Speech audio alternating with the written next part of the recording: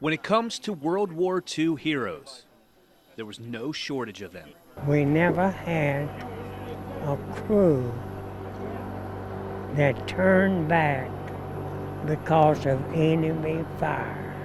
The men who fought bravely and gave their lives will not be forgotten. The men who fought and made it home to this day continue to receive the thanks they well deserve. But from the war, another hero emerged.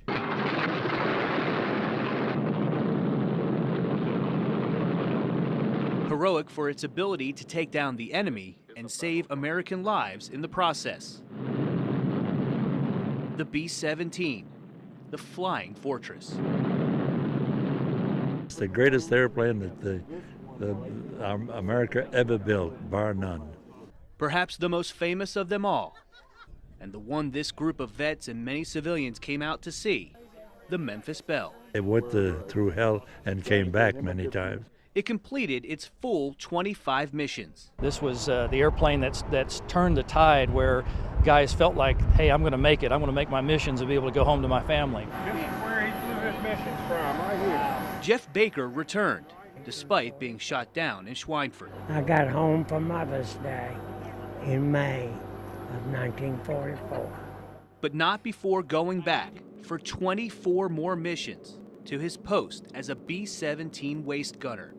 He made 28 missions in all as part of the 384th Bomb Group Grafton Underwood. He was decorated for his service with the Distinguished Flying Cross among other medals, and says he was surrounded by heroes in those planes. If they went one mission and went back another, they were good men.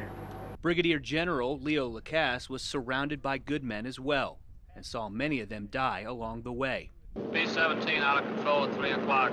The losses were about 20% for each mission. Come on, you guys, get out of that plane. Bail out. They knew that they couldn't finish 25 missions, but as long as they had a guy flying this aircraft and was a good guy and he knew what he was doing in the airplane, they would go to hell with him. And then sometimes we did go to hell with them.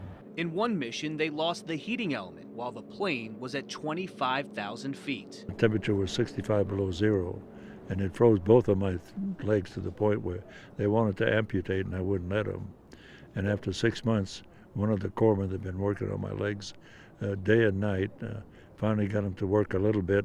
I finished my missions. And he was able to finish his military career of 28 years.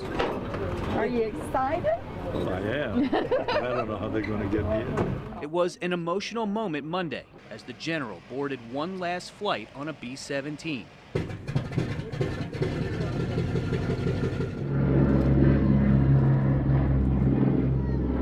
His first since 1945. His first since the war. It was a 25-minute trip above the Roanoke Valley, sitting beside our colleague, Bethany Teague. No doubt, a flood of memories came rushing back, and a smile came to his face as we landed. General, what'd you think? I thought it was great. A good takeoff, a good landing, a good pilot, and a lovely young lady sitting by me. Oh, you lucky devil, you. You better believe I was a lucky devil. Well, listen, I want to thank you. Oh, we want to thank you. I would never have expected this in a lifetime, but let me go shake your hand. Thank you, sir. We sure Thank you so appreciate much. you. I appreciate it.